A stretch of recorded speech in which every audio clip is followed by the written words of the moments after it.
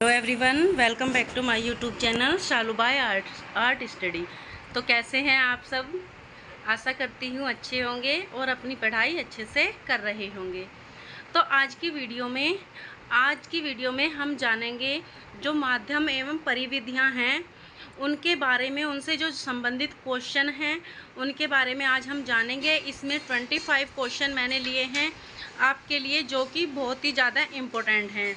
तो चलिए हम स्टार्ट करते हैं अपने क्वेश्चन को। पहला हमारा क्वेश्चन है, तो तैल चित्रण के लिए कितने प्रकार के आधार का प्रयोग किया जाता है? तैल चित्रण के लिए कितने प्रकार के आधार का प्रयोग किया जाता है? तो इसमें आपको आंसर देना है कैनवास का, बोर्ड का, कास्ट फलक का या उपरोक्त सभी का।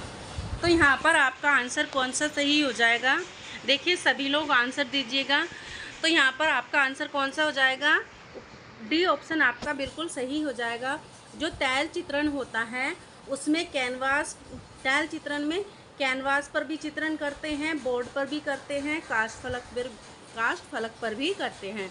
तो ऑप्शन डी आपका बिल्कुल यहाँ पर सही हो जाएगा, ऑप्शन डी। अब नेक्स्ट क्वेश्चन का और बढ़ते हैं। एक्रेलिक रंगों से बने चित्रों पर लगाने की आवश्यकता होती है। जो एक्रेलिक रंग होते हैं उनसे जो चित्र बनाए जाते हैं उन पर क्या लगाने की आवश्यकता होती है? वार्निश, फेविकोल, गोंद या उपयुक्त में से किसी की नहीं। तो यहाँ पर आपका आंसर कौन सा हो जाएगा?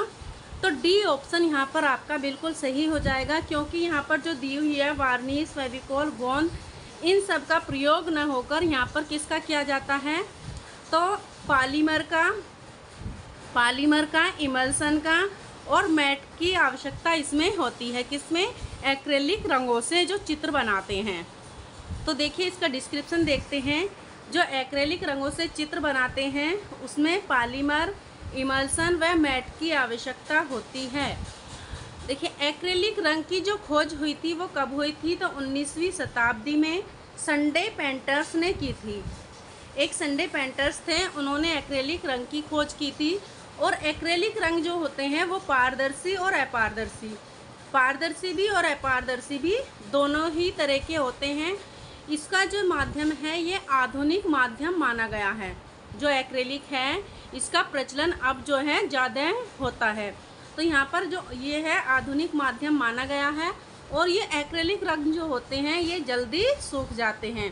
एक्रेलिक रंग जल्दी सूख जाते हैं। देखिए आपको ये विशेषताएं भी अच्छी तरह से याद करनी है। अब है कि भारत में एक्रेलिक रंग का जो प्रयोग किया था सतीश गुजराल ने भी किया था। एक्रेलिक जो प्रयोग होता है इसका जल में भी और तैल में, दोनों में इसका प्रयोग किया जाता है। एक्रेलिक जो सबसे आम पेंट है जिनका उपयोग ब्रिटेन में किया गया है। आगे है, अगला प्रश्न है कि कौन से वर्ष में पहली ग्रेफाइट पेंसिल बनी? 1552 में, 1772 में, 1662 में या 1992 में? तो जो पहली ग्रेफाइट पेंसिल बनी थी वो कब बनी थी? ऑप्शन बी आपका यहाँ पर बिल्कुल सही हो जाएगा, 1662 में बनी थी। कहाँ पर बनी थी? इंग्लैंड में ये बनी थी, इंग्लैंड में बनी थी। 1662 में सबसे पहली ग्रेफाइट पेंसिल बनी थी इंग्लैंड में। अब इसका डिस्क्रिप्शन देखेंगे। जो पेंसिल कंपनी की स्थापना थी वो कब हुई थी? तो 1761 ईस्वी में हुई थी इंग्लैंड में। और किसने की थी? फेबर ने की थी। 1761 में इंग्लैंड में फेबर ने की थी किसकी स्थापना? पेंसिल कंपनी की स्थापना। जबकि जो पहली ग्रेफाइट पेंसिल बनी थी वो कब बनी थी? 1662 में बनी थी। आगे है कि आधुनिक पेंसिल का आविष्कार 1795 ईस्वी में निकोलस जैक्स कॉन्टे ने किया। आपसे पूछा जा सकता है कि आधुनिक पेंसिल का आविष्कार किसने किया? तो 1795 में निकोलस जैक्स कॉन्टे ने किया, जो नेपोलियन बोनापार्ट की सेना में सेवारत वैज्ञानिक थे। अब अगले प्रश्न की ओर बढ़ते हैं। तैल चित्रण के लिए प्रयोग होने वाले ब्रश होते हैं। तो जो तैल चित्रण के लिए ब्रश प्रयोग किए जाते हैं वो कौन से होते हैं? ब्रिसल ब्रश होते हैं, सेबल ब्रश होते हैं, ए और बी दोनों हैं या इनमें से कोई नहीं है। तो जो तैल चित्रण के लिए प्रयोग होने वाले ब्रश हैं वो कौन से हैं? ब्रिसल ब्रश का भी प्रयोग किया जाता है और सेबल ब्रश का भी प्रयोग किया जाता है। तो यहाँ पर आपका आंसर सी ऑप्शन आपका बिल्कुल यहाँ पर सही हो जाएगा, सी ऑप्शन। देखिए तैल रंग का जो आविष्कार हुआ था वो कब हुआ था? तो 15वीं शताब्दी में तैल रंग का आविष्कार किया गया था। किसने किया था? वॉन आइक बंधु ने। जॉन वॉन आइक जो थे, इन्होंने तैल रंग चित्रण का आविष्कार किया था। अब है जो भारत में जो तैल रंग में सबसे पहले चित्रण कार्य किसने किया था? तो वो राजा रवि वर्मा के द्वारा किया गया था। भारत में तैल रंग चित्रण का कार्य सबसे पहले किसके द्वारा किया गया? तो राजा रवि वर्मा के द्वारा। अब क्वेश्चन है कि प्रयोग की दृष्टि से जल रंग के कितने प्रकार होते हैं? 4 होते हैं, 2 होते हैं, 3 होते हैं या 6 होते हैं? तो जल रंग जो होता है वो 2 प्रकार से किया जाता है, 2 प्रकार से किया जाता है। तो जल रंग के 2 प्रकार होते हैं। ऑप्शन सी आपका बिल्कुल सही हो जाएगा। देखिए जल रंग जो होता है, जल रंग से कार्य करने का जो ये प्रचलन है ये बहुत ही ज़्यादा पुराना है। जो जल रंग आते हैं कई तरह के, अब जो है कई तरह के वो चलते हैं। इसके जल रंग टिकियों में भी आते हैं और आपने किए होंगे, और सीसी में भी जल रंग होते हैं, सीसी में भी जल रंग दिए जाते हैं और टिकिया की तरह भी आपके ये जल रंग आते हैं। और अब तो ट्यूब में भी इनका जो है प्रचलन चल गया है, ट्यूब में भी भरकर ये जल रंग आते हैं। और जो जल रंग होता है ये कैसे होते हैं? तो जल रंग पारदर्शी होता है। कैसे होता है? पारदर्शी होता है। और तैल रंग जो होता है अपारदर्शी होता है। देखिए जल रंग में जो चित्रण किया जाता है, जल रंग में जो चित्रण किया जाता है वो कैसे किया जाता है? तो लाइट टू डार्क फॉर्म में किया जाता है, लाइट टू डार्क फॉर्म में किया जाता है, आपको याद रखना है। अब क्वेश्चन है कि पैलेट का प्रयोग डैश में किया जाता है? डिज़ाइन में, मूर्ति कला में, चित्रकला में, टेक्सटाइल में। तो यहाँ पर देखिए आपको पता है जो प्लेट है वो सही तरीके से ऐसे लिखा जाना चाहिए, प्लेट। तो इसमें प्लेट का प्रयोग किसके लिए किया जाता है? आप सभी जानते हैं जो प्लेट का प्रयोग है वो जब हम कलर मिलाते हैं तो चित्रकला में उसका प्रयोग किया जाता है। ऑप्शन बी आपका बिल्कुल यहाँ पर सही हो जाएगा। जो प्लेट होती हैं कांच की भी होती हैं, लकड़ी की भी होती हैं, और जो चीनी मिट्टी की भी प्लेट होती हैं, और उनमें रंग जो मिलाया जाता है छुरी से या ब्रशों के द्वारा ये रंग मिलाया जाता है। अगला प्रश्न है कि ऑयल कलर में बाइंडर की तरह प्रयोग किया जाता है। देखिए ये 2021 में आए हुए क्वेश्चन हैं। ऑयल कलर में बाइंडर की तरह जो प्रयोग किया जाता है, एक्रेलिक बाइंडर का, टर्पेंटाइन ऑयल का, लिंसीड ऑयल का या फेविकोल का। तो यहाँ पर आपका ऑप्शन कौन सा सही हो जाएगा? तो बिल्कुल ऑप्शन बी लिंसीड ऑयल, जिसे अलसी का तेल।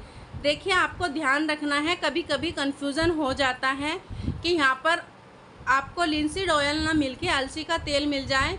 इंग्लिश हिंदी लैंग्वेज में दोनों में आपको याद रखना है लिंसीड ऑयल, अलसी का तेल। तो यहाँ पर ऑप्शन बी आपका बिल्कुल सही हो जाएगा। अब अगला प्रश्न है कि जल रंग का मुख्य गुण है। जल रंग का मुख्य गुण कौन सा है? पारदर्शिता है, खुरदरे है या अपारदर्शिता है या चिपचिपा होता है। तो जल रंग कैसा होता है? मैंने आपको बताया जो जल रंग होता है वो कैसा होता है? पारदर्शी होता है। कैसा होता है? पारदर्शी होता है। जब देखिए जो जल रंग है उसमें चित्रण के हेतु कागज का प्रयोग किया जाता है। चित्रण जो किस पर किया जाता है? जल रंग में कागज पर किया जाता है। जबकि चीन में जो है रेशमी कपड़े पर भी जल रंगों से चित्रांकन किया गया है। अगला प्रश्न है पारदर्शी पद्धति में उच्च प्रकाश दिखाते हैं। जो पारदर्शी पद्धति होती है उसमें ऊंचा जो प्रकाश दिखाया जाता है कैसे दिखाया जाता है?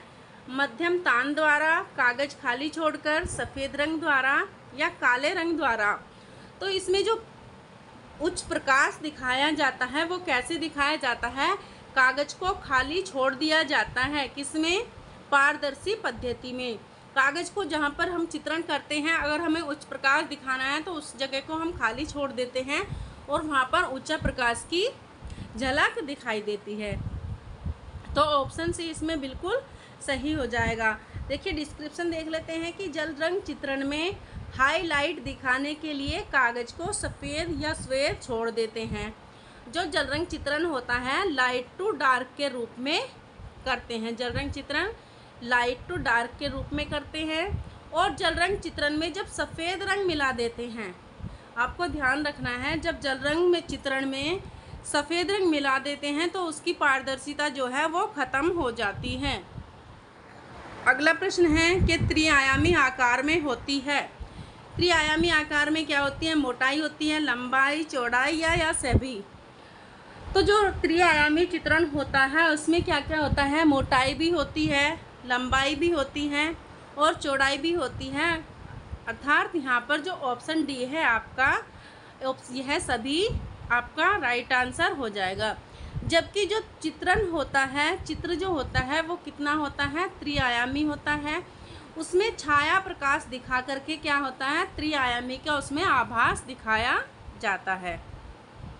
अगला प्रश्न है कि प्रावधिक कला कहलाती है सामान्य आकार रचना, प्रमेय या निर्मय या इनमें से कोई नहीं। तो जो प्रावधिक कला होती है वो क्या कहलाती है? निर्मय कहलाती है। निर्मय आपका ऑप्शन बी यहाँ पर सही हो जाएगा। इसका डिस्क्रिप्शन देखते हैं। जो वास्तुविद होते हैं, इंजीनियर होते हैं, डिज़ाइनर एवं जो अन्य व्यावसायिक होते हैं, उनके द्वारा जो मानक ढंग से तकनीक प्रयोग के लिए चित्र बनाने की तकनीक जो होती है उसे क्या कहते हैं? टेक्निकल ड्राइंग या ड्राफ्टिंग उसे कहते हैं। आजकल जो है संगणक के आने के बाद जो है अधिकांश तकनीक चित्र जो हैं कंप्यूटर प्रोग्रामों की सहायता से बनाए जाते हैं। इन प्रोग्रामों को क्या कहा जाता है? कैड प्रोग्राम कहा जाता है। तो कैड प्रोग्राम किसे कहा जाता है? जो संगणक होता है उनकी सहायता से जो चित्र कंप्यूटर प्रोग्रामों की सहायता से बनाए जाते हैं उन्हें कैड कहा जाता है। अगला प्रश्न है कि चित्र में कितने आयाम होते हैं? तो इजी सा क्वेश्चन है, आप सभी जानते हैं चित्र में कितने आयाम होते हैं? 2, 4, 3 या 6। तो बिल्कुल चित्र में जो होते हैं द्विआयाम होते हैं। जबकि आपकी जो मूर्ति होती है वो त्रिआयामी होती है, जिसमें मोटाई, चौड़ाई और लंबाई का रूप उसमें दिखाई देता है। अगला प्रश्न देखते हैं कि चारकोल स्टिक है। चारकोल स्टिक क्या है? रंग है, ब्लैक जापान है, ब्रश है या जली हुई लकड़ी है। तो आपको बता दें कि जो चारकोल होता है एक कोयला होता है। तो कोयला किससे बनता है? जली हुई लकड़ी के द्वारा। जो जब लकड़ी होती है उसे जला देते हैं तो उससे क्या बनता है? एक कोयला बनता है। तो ऑप्शन डी आपका बिल्कुल यहाँ पर सही हो जाएगा, ऑप्शन डी। अब आता है इसका डिस्क्रिप्शन देखते हैं कि लकड़ी का कोयला या काठ कोयला या चारकोल जो काला भूरा सछिद्र ठोस पदार्थ है जो लकड़ी या हड्डी आदि को ऑक्सीजन की अनुपस्थिति में गर्म करके उसमें से जल एवं अन्य वाष्पशील पदार्थों को निकालकर बनाया जाता है। इस क्रिया को ऊष्मा विघटन भी कहते हैं। अगला प्रश्न है कि फ्रेस्को का अर्थ है। फ्रेस्को का क्या अर्थ है? भित्ति चित्र है, लघु चित्र है, अर्धचित्र है या भित्ति चित्रण की विशेष पद्धति है। तो जो फ्रेस्को है, फ्रेस्को क्या है? एक भित्ति चित्रण की विशेष पद्धति है। ऑप्शन बी आपका बिल्कुल यहाँ पर सही हो जाएगा, भित्ति चित्रण की प्रविधि या विशेष पद्धति। जो फ्रेस्को चित्रण है वो दो तरह से किया जाता है। एक तो फ्रेस्को सेक्को माध्यम में, दूसरा फ्रेस्को ब्यूनो में। जो फ्रेस्को सेक्को होता है वो सूखी भित्ति पर किया जाता है। किस पे किया जाता है? फ्रेस्को सेक्को सूखी भित्ति पर चित्रण किया जाता है। जबकि फ्रेस्को ब्यूनो जो होता है, फ्रेस्को ब्यूनो गीली भित्ति पर चित्रण किया जाता है। आपको ध्यान रखना है। अगला क्वेश्चन है कि द्विआयामी तल पर त्रिआयामी प्रभाव उत्पन्न किया जा सकता है। तो कैसे किया जा सकता है? शुद्ध रंगों के प्रयोग से, पतले रंगों के प्रयोग से, तान के प्रयोग से या विरोधी वर्ण योजना के द्वारा। तो जो द्विआयामी तल होता है तो कौन सा आंसर आपका सही हो जाएगा? सी ऑप्शन आपका बिल्कुल यहाँ पर सही हो जाएगा। तान के प्रयोग से जो द्विआयामी तल होता है, अगर उस पर त्रिआयामी प्रभाव दर्शाते हैं तो वो किससे दर्शाते हैं? तान का जब प्रयोग किया जाता है तो उससे वहाँ पर चित्र तल पर त्रिआयामी प्रभाव दिखाई पड़ता है। अब अगला क्वेश्चन है कि एक्रेलिक रंग की योग्यता है। एक्रेलिक रंग की योग्यता है देर से सूखना, जल्दी से सूखना, रंग विन्यास, उन्नयन के लिए उपयोग, या इनमें से कोई नहीं। तो मैंने आपको स्टार्टिंग में ही बताया है कि जो एक्रेलिक रंग होते हैं उनकी जो विशेषता होती है वो क्या होती है? जल्दी से ये सूख जाते हैं, जल्दी से एक्रेलिक रंग सूख जाते हैं। आपका ऑप्शन भी यहाँ पर सही हो जाएगा। अगला प्रश्न है कि जब किसी चित्र में छाया, प्रकाश और परछाई का निरूपण किया जाता है तो वह चित्र होता है परंपरावादी, आधुनिक, द्विआयामी या त्रिआयामी। तो ऑप्शन आपका इसमें कौन सा सही होगा? जब किसी चित्र में छाया, प्रकाश और परछाई का प्रयोग हो जाता है तो वहाँ पर जो चित्र दिखाई देता है वो त्रिआयामी दिखाई देता है। ऑप्शन डी यहाँ पर आपका बिल्कुल सही हो जाएगा। अगला प्रश्न है कि ताजी गीली भित्ति पर चित्रण करने की विधा कहलाती है। जो ताजी गीली भित्ति होती है उस पर चित्रण करने की जो विधा होती है वो क्या कहलाती है? Fresco Seiko, tempera, fresco buono या मोज़ेक। तो यहाँ पर जो फ्रेस्को सेको है, मैंने अभी आपको बताया, जो फ्रेस्को सेको है उसमें सूखी भित्ति पर चित्रण होता है, जबकि फ्रेस्को ब्यूनो में जो है गीली भित्ति पर चित्रण कार्य किया जाता है। तो यहाँ पर ऑप्शन बी आपका बिल्कुल सही हो जाएगा। अगला प्रश्न है कि मूल रूप से बाटिक कला किस देश की है? तो जो बाटिक कला है जापान की है, थाईलैंड की है, इंडोनेशिया की है या मलेशिया की है? तो जो बाटिक कला होती है वो किस देश की है? इंडोनेशिया की। ऑप्शन बी आपका बिल्कुल सही हो जाएगा। बाटिक जो चित्रण है वो किस पर किया जाता है? तो कपड़े पर किया जाता है। और किसके द्वारा किया जाता है? मोम को पिघलाकर जो चित्रण कार्य किया जाता है वो बाटिक चित्रण कहलाता है। अगला प्रश्न है, देखिए, जो कपड़े पर बाटिक होता है वो किस तरह से होता है? तो इस विधि से कपड़े पर डिजाइन रेखांकित करके और जो पिघला हुआ मोम होता है उससे चित्रांकन किया जाता है। और जो चमड़े पर किया जाता है तो चमड़े पर जो मोम की जगह होती है, मोम की जगह क्या लगाते हैं? गोंद लगाते हैं। चमड़े पर मोम की जगह गोंद लगाते हैं और बाटिक के चूर्णित रंगों के स्प्रिट मिलाकर रंग भरते हैं। आपको ये भी आपको याद रखना है। अगला प्रश्न है कि गैसो चित्रभूमि पर किस विधा में चित्रण किया जाता है? गैसो चित्रभूमि पर किस विधा में चित्रण किया जाता है? पेस्टल में, टेम्परा में, एक्रेलिक में या जल रंग में? तो जो गैसो चित्रभूमि होती है उस पर चित्रण जो किया जाता है वो किस में किया जाता है? टेम्परा में किया जाता है। टेम्परा में किया जाता है। जो गैसो है तो गैसो किसे कहा जाता है? जो प्लास्टर ऑफ पेरिस होता है और जो खड़िया होती है उसको लकड़ी के खुरदरे तल पर जो जमाकर चित्रभूमि बनाई जाती है उसे क्या कहा जाता है? गैसो कहा जाता है। आपको याद रखना है। प्लास्टर ऑफ पेरिस, देखिए यहाँ पर देख लेते हैं कि जो प्लास्टर ऑफ पेरिस होता है और खड़िया होती है उसको लकड़ी के खुरदरे तल पर जमाकर जो बनाई गई चित्रभूमि होती है उसे क्या कहा जाता है? गैसो कहा जाता है। अगला है कि टेम्परा जो होता है, टेम्परा किसे कहते हैं? जब चित्र बनाते समय रंगों में तैल तथा जलीय दोनों प्रकार के तत्वों से युक्त द्रव्य माध्यम का प्रयोग टेम्परा कहलाता है। अगला प्रश्न है कि तैल रंग है पारदर्शी, अपारदर्शी, पूरक या चमकीला। तो तैल रंग कैसा होता है? आप सभी जानते हैं कि जो तैल रंग होता है वो कैसा होता है? अपारदर्शी होता है। तैल रंग का प्रयोग किसने किया था? तो जॉन ऑन वाइक ने तैल रंग का प्रयोग किया था सबसे पहले। और भारत में जो तैल रंग में चित्रण कार्य किया गया था किसके द्वारा किया गया था? तो राजा रवि वर्मा के द्वारा किया गया था। अगला प्रश्न है कि तैल रंगों को जिस अंडाकार फलक पर फैलाकर तैल रंग को जिस अंडाकार फलक पर फैलाकर मिलाया जाता है उसका सही नाम है। प्लेट है, पैलेट है, प्लेट है या इनमें से कोई नहीं है। तो यहाँ पर देखिए आपसे ये सीधा सा क्वेश्चन पूछा गया है कि जो तैल रंग होते हैं, एक अंडाकार फलक होती है, तो उसमें जो रंग मिलाए जाते हैं वो किस में मिलाए जाते हैं, उसमें आपसे सही नाम पूछा है कौन सा। यहाँ पर देखिए मेरे हिसाब से तो जो प्लेट होता है ये ऐसे लिखा जाना चाहिए, लेकिन इसमें जो है ऑप्शन आपका यहाँ पर सी दिया हुआ है, तो ऑप्शन सी ही यहाँ पर सही मानेंगे। तो प्लेट जो होता है ये सी ऑप्शन आपका बिल्कुल सही है। अगला क्वेश्चन है कि इम्पेस्टो क्या है।